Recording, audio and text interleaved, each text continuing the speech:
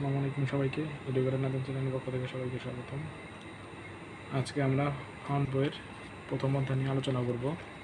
তো প্রথম অধ্যায় আছে হচ্ছে যুক্তির প্রাথমিক তত্ত্ব। প্রথম অধ্যায় আছে যুক্তির প্রাথমিক তত্ত্ব। প্রথমে সংজ্ঞা আছে গাণিতিক উক্তি। গাণিতিক উক্তি কী সে নিয়ে আলোচনা আছে। এরপরে যৌক্তিক সংযোজক নিয়ে আলোচনা আছে। চতুর্ভুজের চারকোণের সমষ্টির উদাহরণ আছে। এখানে উক্তির কয়েকটা নামকরণ আছে, প্রতীক আছে, আর এই প্রতীক আর নামের নিয়ে কয়েকটা নিয়ম আছে, এরপরে অঙ্ক আছে। তো আমরা প্রথমে বিস্তারিত প্রথম থেকে আলোচনাগুলো দেখব। তো প্রথমত জানতে হলে আমাদের গাণিতিক উক্তি সম্পর্কে জানতে হবে। গাণিতিক উক্তিটা কি? যদি কোনো বাক্যকে সত্য বা মিথ্যা ঘোষণা করা হয়, যদি একটা বাক্য থাকে সেই বাক্যকে যদি সত্য বা মিথ্যা ঘোষণা করা হয় তবে ওই বাক্যকে গাণিতিক উক্তি বলা হয়। এই উক্তিটা সত্য না মিথ্যা আমরা কীভাবে চিহ্নিত করব?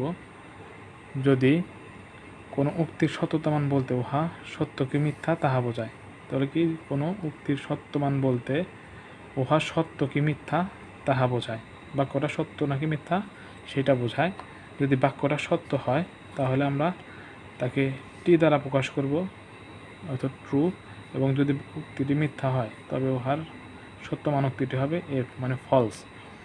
তাহলে গাণিতিক উক্তিতে হচ্ছে যদি কোনো বাক্যকে সত্য বা মিথ্যা ঘোষণা করা হয় তবে ওই বাক্যকে গাণিতিক উক্তি বলা হয়। এই গাণিতিক উক্তি সত্য মিথ্যা দ্বারা বোঝায়। যদি গাণিতিক উক্তিটি যদি সত্য হয় তাহলে সত্যমান হবে ট্রু, যদি মিথ্যা হয় তাহলে সত্যমান উক্তিটি হবে কি ফলস। যেমন আমরা যদি ধরি যে উক্তি এবং সত্যমান ট্রু, ত্রিভুজের তিন সমষ্টি 2 সমকোণ, তাহলে কি এটা সত্য ট্রু। 2 যোগ 2 কত 4, তাহলে এটাও কি ট্রু সত্য এটা। আবার যদি x square plus 2 greater than 1, যেখানে কি এক্স বাস্তব সংখ্যা, এখানে যদি 1 বসাই তাহলে 1 স্কোয়ার যোগ 2, এক্স স্কোয়ার যোগ 2 এটা আছে। যদি এখানে এক্সের জায়গায় যদি অনও বসাই স্কোয়ার যোগ 2 কলাম, তাহলে কি হয় 1 যোগ 2 3 কি আগের থেকে কি বড়, তাহলে কি উক্তিটা কি সত্য। তাহলে আমরা জানলাম কি উক্তিটা সত্য। উক্তি এবং সত্যমান ট্রু হলে এগুলা হবে। আর যদি উক্তিটি সত্যমান যদি মিথ্যা হয় তাহলে হচ্ছে, তাহলে কয়েকটা উদাহরণ আছে। যেমন চতুর্ভুজের 4 কোণের সমষ্টি 3 সমকোণ, মিথ্যা, তাহলে কি ফলস। 2 যোগ 2 কত 5, তাহলে কি এটাও মিথ্যা। 2 যোগ 2 হচ্ছে 4, 2 যোগ 3 গ্রেটার দেন 7, 2 যোগ 3 হিসাব করলে হচ্ছে 5 কি 7 থেকে বড় না, তাহলে কি এটাও কি মিথ্যা। তাহলে আমরা জানতেছি কি উক্তির মিথ্যা উক্তি সত্য উক্তি কীভাবে হয় সেটা জানলাম। তাহলে আমরা সত্যমান উক্তি মিথ্যা উক্তি সম্পর্কে জানছি, ওগুলো চুক্তি হয়ে যায়। আর উক্তির 9 কোণগুলা, আবার উক্তির 9 কোণগুলা, উক্তি 9 হচ্ছে যেমন গণিত সহজ বিষয়, x - 1 = 0, x + 1 > 2, এখানে x বাস্তব সংখ্যা। কারণ উক্তি 9 কিসের জন্য এগুলা? কারণ এখানে x এর মান না দেওয়া থাকায় বাক্যটি সত্য কি মিথ্যা সেটা কি বোঝা যাইতেছে না, x এর মান এখানে দেওয়া নেই, তাহলে কি সেটা সত্য নাকি মিথ্যা সেটা বোঝা যাচ্ছে না। তাহলে এরপরে আছে আমাদের যৌক্তিক সংযোজক। এই যৌক্তিক সংযোজকটা কি? এই যৌক্তিক সংযোজকটা হচ্ছে না এবং অথবা, যদি তবে, না এবং অথবা, যদি তবে, যদি এবং কেবলমাত্র যদি শব্দগুলো একত্রে নতুন উক্তি গঠন করে। মানে 4টা উক্তি দেওয়া আছে, 5টা, না একটা উক্তি, এবং একটা উক্তি, অথবা একটা উক্তি, যদি তবে একটা উক্তি, যদি এবং কেবলমাত্র যদি একটা উক্তি। তাহলে যদি না এবং অথবা, যদি তবে, যদি এবং কেবলমাত্র যদি শব্দগুলো একত্রে নতুন উক্তি গঠন করে, এগুলা যদি একসাথে মিলে নতুন উক্তি গঠন করে তাহলে নতুন উক্তিগুলোকে যৌগিক উক্তি বলা হবে। নতুন উক্তিগুলোকে কি বলা হবে? যৌগিক উক্তি বলা হবে। তাহলে কি যৌক্তিক সংযোজক সম্পর্কে জানছি। এখন অংশক উক্তিটা কি সেটা জানবো। যে সকল উক্তি ব্যবহার করে উক্তি গঠন করা হয়, যে সকল উক্তি ব্যবহার করে এই যৌগিক উক্তিটা ব্যবহার করা হয়, গঠন করা হয়, তাকে অংশক উক্তি বলে। অংশক উক্তির সত্যতা মান সাপেক্ষে যৌগিক উক্তির সত্যতা মান নির্ণয় করা হয়। অংশক উক্তি কতটুকু সত্যি সেই সত্যতা মান সাপেক্ষে যৌগিক উক্তির সত্যতা মান নির্ণয় করা হয়। যৌক্তিক সংযোজকটা কি? যৌগিক উক্তি গঠনের শব্দগুলিকে যৌক্তিক সংযোজক বলে। যৌগিক উক্তি কোনগুলা? এই যেগুলা না এবং অথবা, যদি তবে, যদি এবং কেবলমাত্র যদি, এইগুলা গঠনের শব্দগুলিকে কি বলে? যৌক্তিক সংযোজক বলে। তাহলে এগুলাকেই যৌক্তিক সংযোজক বলে।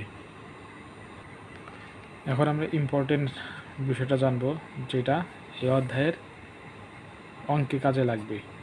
সেটা কি? সংযোজক এর প্রতীকসমূহ।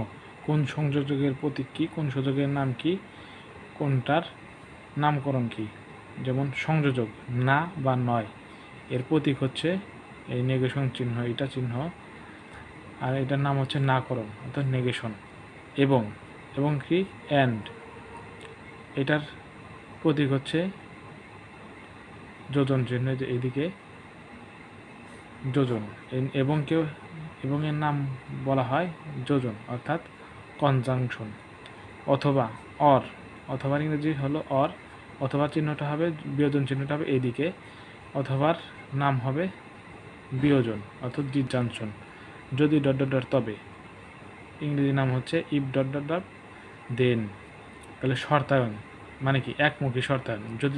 তবে এর নামটা হচ্ছে একমুখী শর্তায়ন, মানে তীর চিহ্নটা কি? একদিকে হবে। এটা হচ্ছে কন্ডিশনাল। আরেকটা আছে সর্বশেষ, যদি এবং কেবলমাত্র যদি।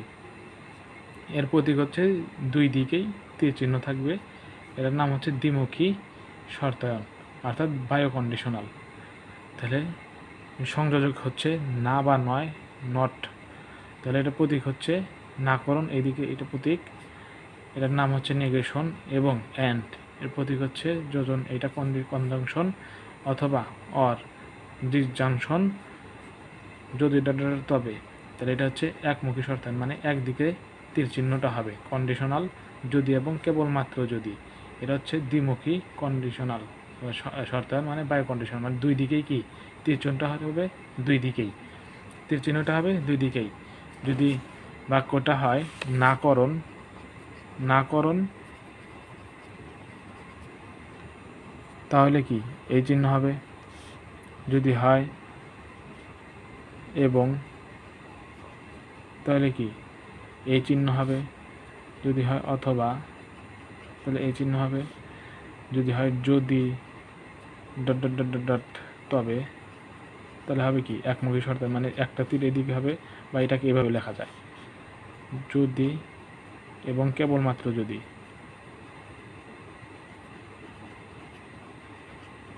দ্বিমুখী, মানে এইভাবে হবে। পরবর্তী চ্যানেলে আমরা বিস্তারিত আলোচনা করব এগুলা নিয়ে, এই নাকরণ এবং অথবা, যদি ... তবে এবং যদি এবং কেবলমাত্র যদি, এই 5টা বিষয় নিয়ে বিস্তারিত আলোচনা করব। কোনটায় কি বসে, কোনটা ট্রু, কোনটায় ফলস, সেটা নিয়ে আমরা আলোচনা করব। ভিডিওটি ভালো লাগলে চ্যানেলটি সাবস্ক্রাইব করবেন। পরবর্তী ভিডিও পেতে চ্যানেলটি সাবস্ক্রাইব করে পাশে থাকবেন। ধন্যবাদ সবাইকে।